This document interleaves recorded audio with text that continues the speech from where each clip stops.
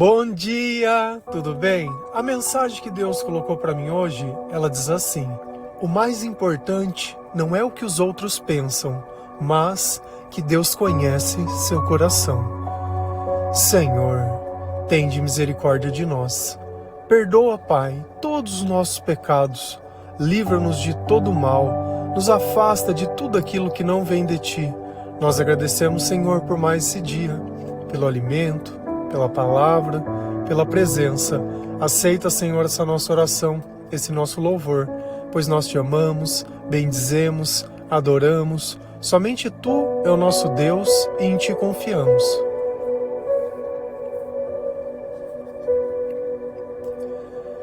Nem sempre as pessoas que moram na mesma casa que nós, ou que têm o nosso mesmo sangue, elas vão entender o nosso chamado.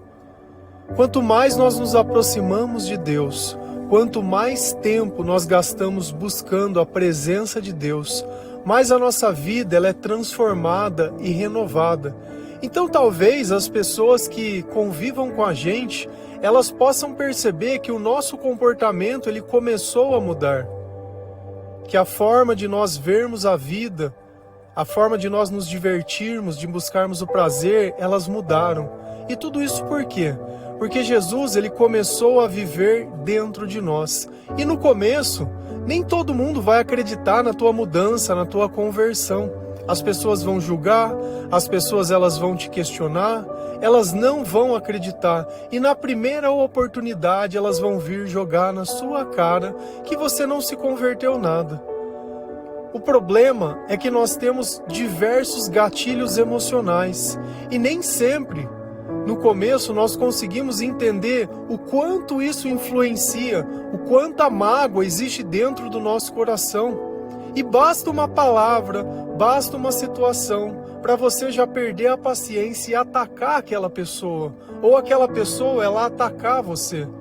Então nessa batalha espiritual fica muito claro, as pessoas que conseguem manter a paz, que fazem o amor algo que elas precisam viver, que elas querem seguir aquilo que Jesus coloca dentro do coração, elas sempre vão estar batalhando com as pessoas que acham que têm o direito de fazer o mal. E assim, nós vamos vivendo e convivendo, aturando e suportando. Porém, Jesus cada vez mais ele nos dá sabedoria para poder entender por que essa pessoa ela é assim. O que dói dentro do coração dela. Só que também não cabe a mim olhar as pessoas e querer enfiar um Deus goela abaixo nelas. Mas cabe a mim estar pronto. Quando essa pessoa vir pedir o meu testemunho e a razão da minha fé, a razão da minha mudança. E aí nós estamos aptos. Por quê? Porque nós conhecemos a palavra de Deus.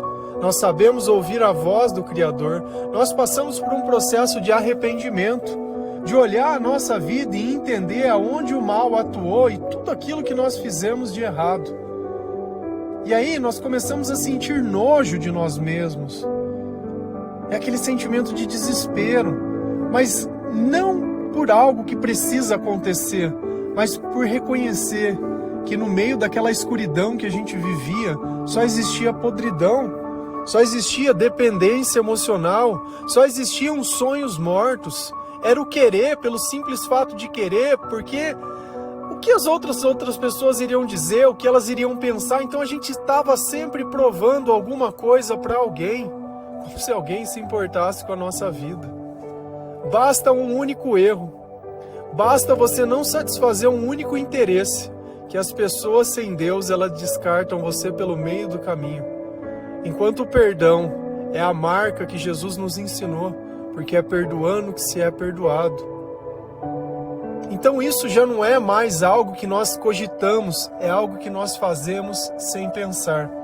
E falando sobre isso, sobre família, sobre conhecer e desconhecer, será que com Jesus foi diferente?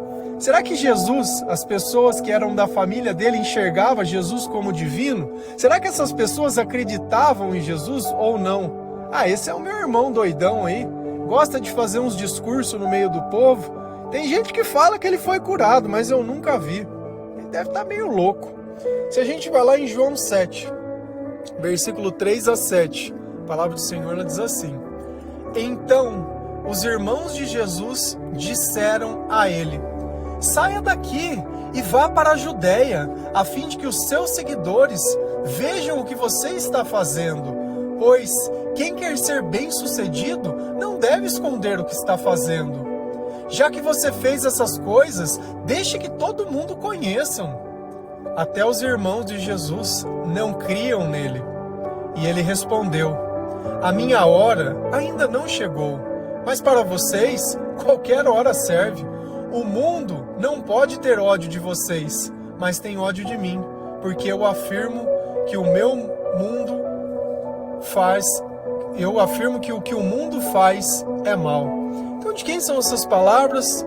De Jesus. E ele está relatando uma conversa. Tinha uma festa que se chamava Festa das Barracas. E essa festa era feita na Judéia. Só que Jesus não queria ir para lá porque ele sabia que o pessoal ia perseguir, ia matar ele. E aí ele estava dizendo que os irmãos dele iam nessa festa. Ele falou: olha, eu não vou nessa festa porque eu acho que vai acontecer alguma coisa de ruim comigo. E aí os irmãos dele já começaram. Então os irmãos de Jesus disseram a ele: saia daqui e vá para a Judéia, a fim de que os seus seguidores vejam o que você está fazendo. Eles não estavam dando esse conselho para Jesus porque eles queriam que a obra crescesse, mas eles queriam ridicularizar ele. É a mesma coisa que aconteceu com José. Quando José disse: olha, Deus ele me colocou um sonho e vocês estavam todos me adorando. O que eles fizeram? Jogaram José num buraco. Venderam José como escravo. Foram para o pai deles com a túnica de José. Jogaram sangue naquela túnica e disseram: olha, ele morreu. Um animal pegou ele. Então a família, ela nem sempre lida muito bem com as pessoas que estão se convertendo. Eles não conseguiam olhar Jesus como divino, como a promessa de Deus. Eles olhavam Jesus como mais um irmão deles. E eles continuaram dizendo: pois quem quer ser bem conhecido não deve esconder o que está fazendo. E aqui começa a primeira coisa que a gente precisa entender. Quando eu tiver que ouvir alguém, eu vou ouvir o meu pai, a minha mãe, os meus irmãos, os meus amigos, ou eu vou ouvir ao Senhor? Quando você tiver que ouvir uma voz que vai te direcionar, você vai ouvir a quem? É o teu filho? É a tua mulher?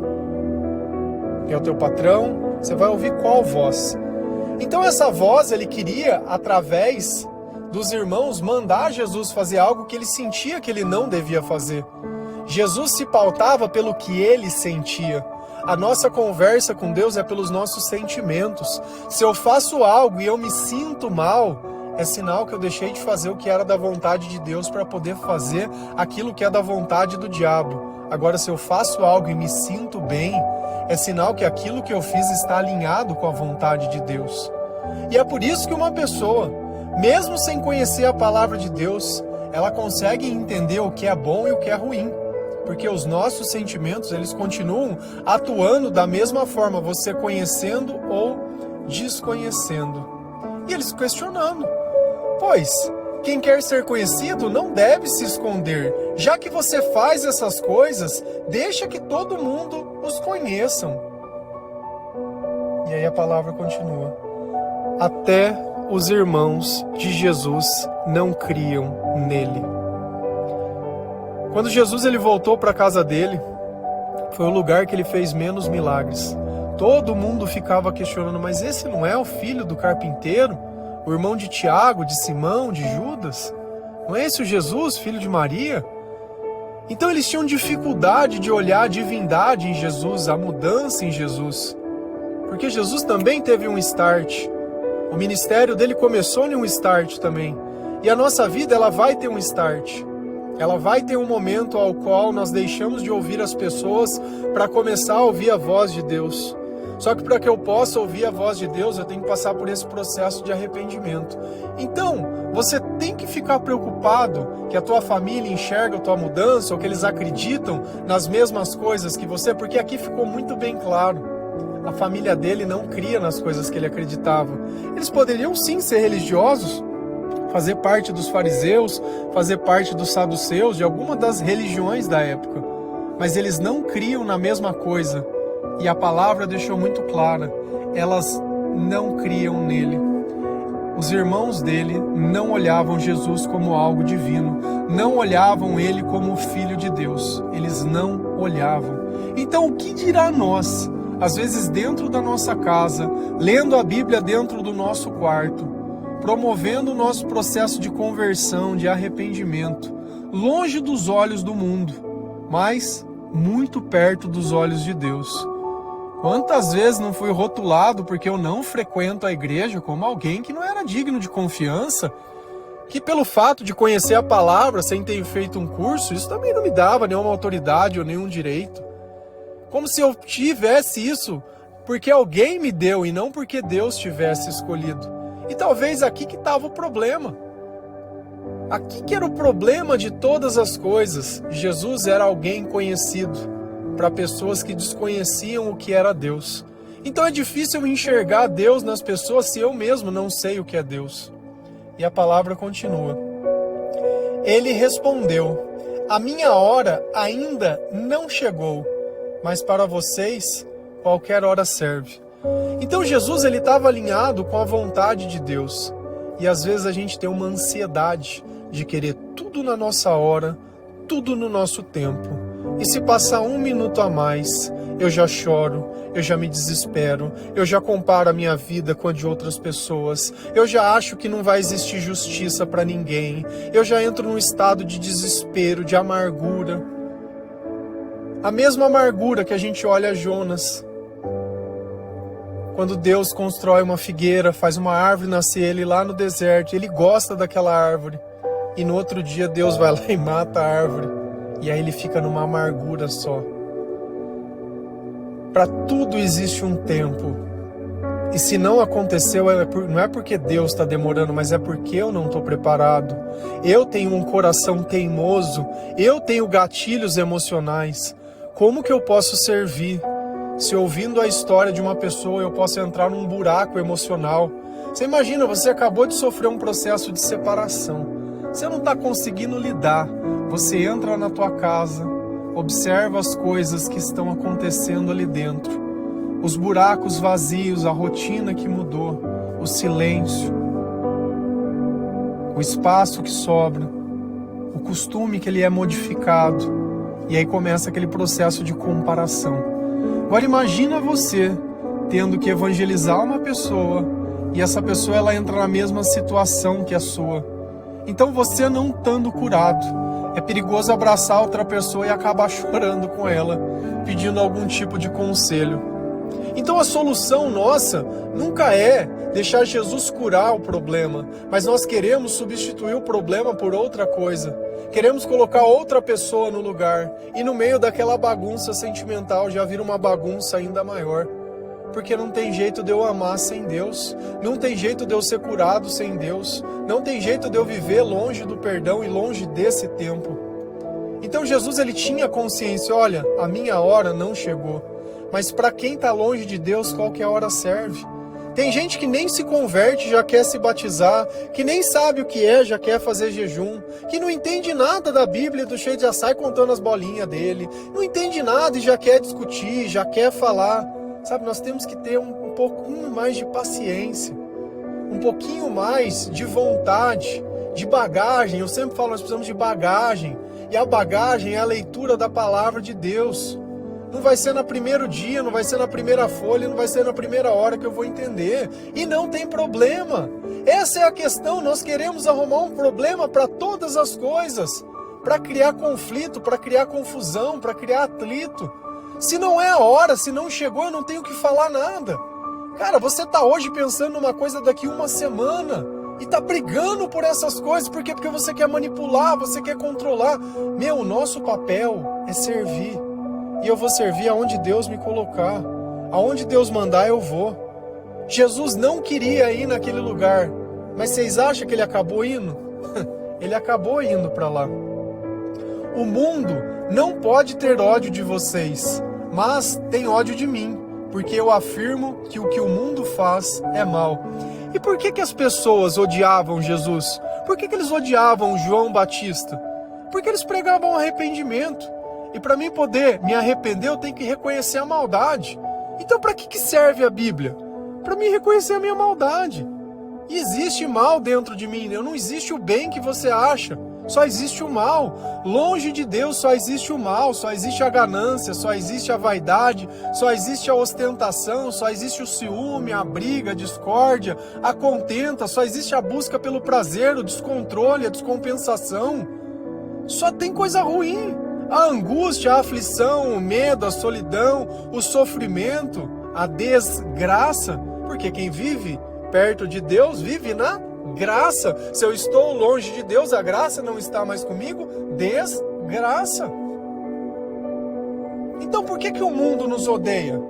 Porque só de estar perto, a gente deleta, a gente fala o que o mundo faz. Você está num lugar onde está todo mundo bebendo e você não está bebendo, você se torna um problema.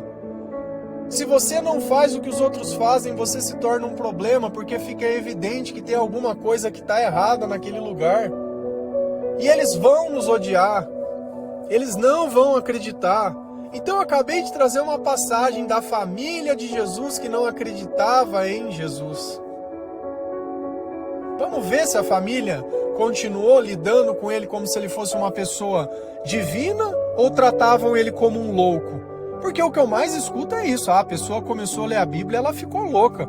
O fulano ficou louco, agora está acordando de madrugada. Olha o horário que a criatura dorme. 9 horas da noite, das 6 horas da tarde está jantando, parece velho. E qual é o problema disso? Você percebe que existe uma problematização? Por quê? Porque o meu hábito não é igual ao dele. Enquanto ele está indo dormir, eu estou acordando. Enquanto ele não sabe o que vai fazer da vida, eu já sei o que eu quero da vida. Enquanto ele está procurando o amor, eu já encontrei o amor.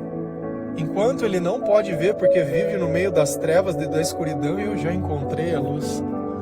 Se a gente continua lá em Marcos 3, versículo 20 a 23, a palavra do Senhor ela diz assim: Então Jesus entrou em uma casa e a multidão reuniu-se novamente, de modo que ele e seus discípulos não conseguiam nem comer. Quando seus familiares ouviram falar disso, saíram para trazê-lo à força, pois diziam: ele está fora de si. E os mestres da lei, que haviam descido de Jerusalém, diziam: ele está possuído por Belzebu, é pelo príncipe dos demônios que ele expulsa os demônios. Então Jesus os chamou e passou a ensiná-los por meio de parábolas. Como pode Satanás expulsar Satanás? Então, de quem são essas palavras? De Jesus. E novamente, nós encontramos Jesus conversando com a sua família. Então, o que Jesus estava fazendo? Então Jesus entrou em uma casa e a multidão reuniu-se novamente. Então as pessoas elas queriam ver Jesus, elas queriam ouvir Jesus. Então Jesus fez um culto numa casa. Então ele entrou dentro de uma casa e a necessidade daquelas pessoas era tamanha que não deu nem tempo deles e os discípulos deles comerem. Então olha como Jesus ele vivia de forma integral para Deus, servindo ao Senhor. Não buscou nem na hora de se alimentar os seus interesses. Ele estava servindo fielmente a Deus. Só que você sabe, a cidade é pequena. Então, os vizinhos fofoqueiros, o que foram fazer? Ó Maria, ó Tiago, ó Judas, vem aqui. O irmão de vocês está doido, tá doido. Ele entrou dentro de uma casa, foi uma multidão, ele está lá falando faz mais de 8 horas. Não parou nem para comer, eu acho que ele está com algum problema. José, vai lá dar um jeito no teu filho, ficou louco. Ficou louco. Ele nem é do partido dos fariseus, nem do saduceu, nem da igreja ele é. Quem que ele está pensando que ele é para ficar pregando? Ele não pode. Vai lá tirar ele. Tira ele de lá. Quando seus familiares ouviram falar disso, saíram para trazer a força. Você consegue imaginar? Você consegue imaginar o tamanho da arrogância?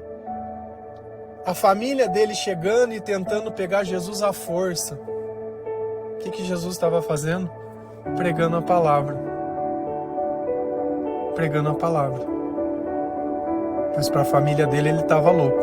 E aqui dá para enxergar uma coisa, que o alinhamento deles estavam junto com os mestres da lei.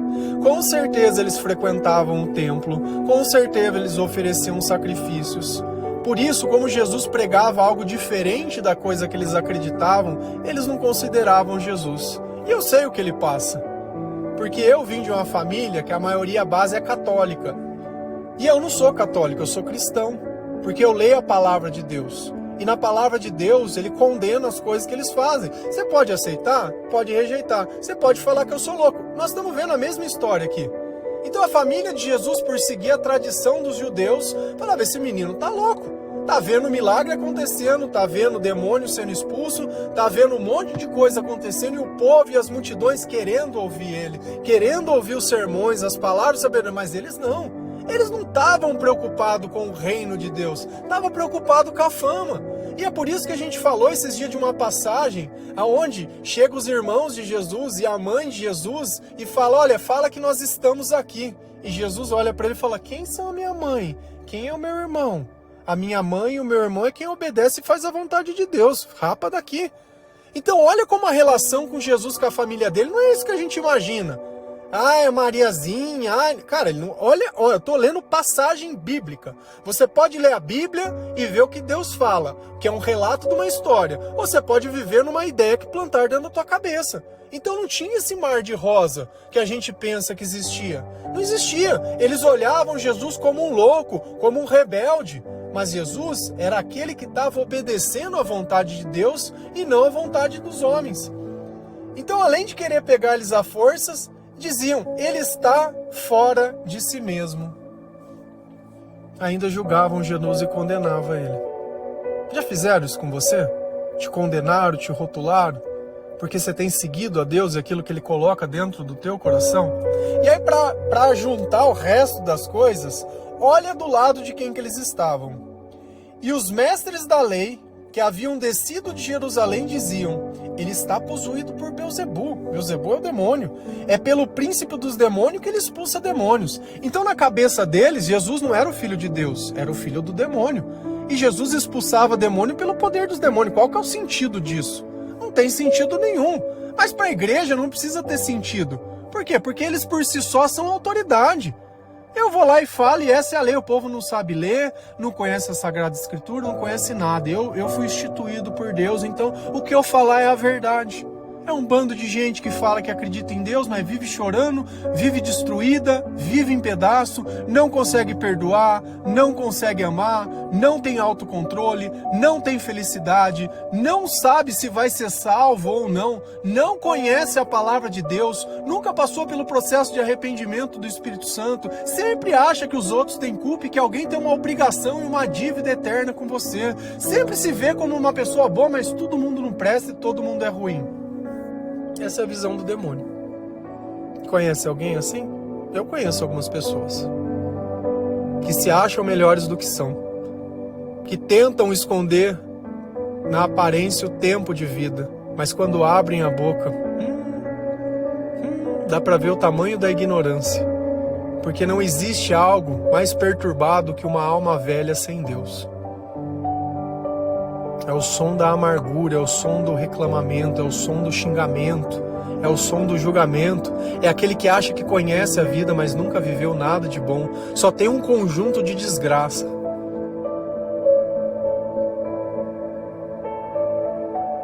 Então, Jesus chamou e passou a ensiná-los. Aí Jesus olhou e falou, mano, peraí, vamos ordenar aqui, ó, família. Vem para um lado, o mestre da lei, vem para outro. Repete para mim o que você disse. Então eu expulso Belzebu por poder do Belzebu? E Jesus diz, por meio de parábolas, né? Porque como pode Satanás expulsar Satanás? Como pode? Eu achava que era uma batalha espiritual. Porque se as pessoas do mesmo lado começassem a se conflitar, daqui a pouco já não tem mais batalha, um vai acabar destruindo o outro. Então olha o nível de loucura que chegava às coisas. E aqui nós temos que entender uma coisa. Se a gente olhar a Bíblia, nós temos dois livros. Um que chama Tiago e um que chama Judas. O livro de Tiago é o irmão de Jesus mesmo. E o livro de Judas, aparentemente também é um irmão de Jesus, não é o Judas Iscariote que traiu Jesus. Porque quando eles estão lá falando, não é Jesus, filho de José, Maria, filho do carpinteiro, irmão de Tiago, Simão e Judas? Então ele também cita. E aí quando a gente começa a olhar as Sagradas Escrituras, a gente percebe que Tiago, o irmão de Jesus, começou a acreditar em Jesus na ressurreição. Paulo, ele começa a relatar isso. Depois de Jesus ter aparecido para os discípulos, para mais 500 pessoas, ele vai atrás do irmão dele para conversar com ele. E aí Tiago começa a fazer parte da igreja.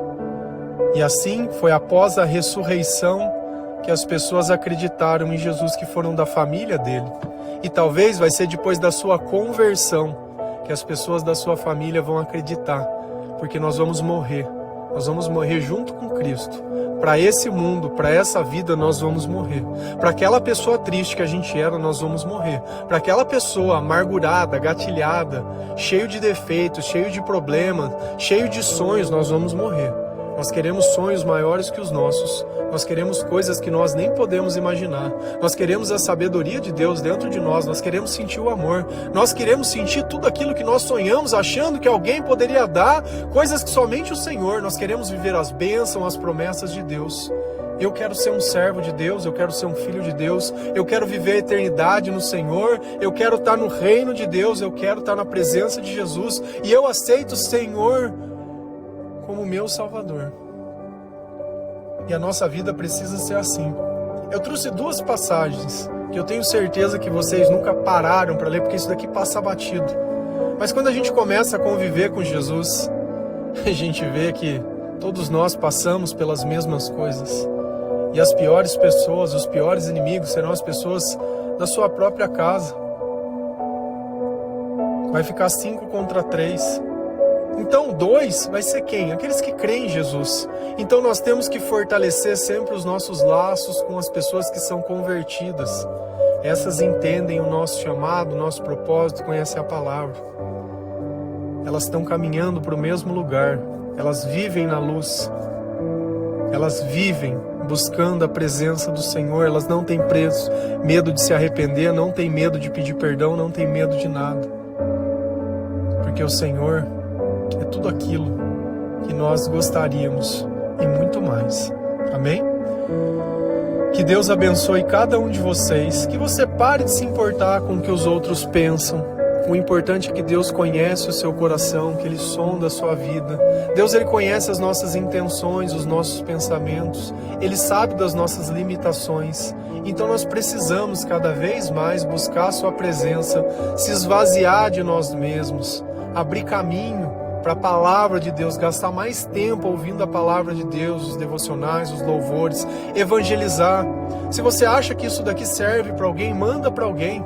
Eu não ganho dinheiro nenhum quando você compartilha, ou quando você faz. A única pessoa que está sendo edificada é a tua vida, porque você vai ser capaz de testemunhar.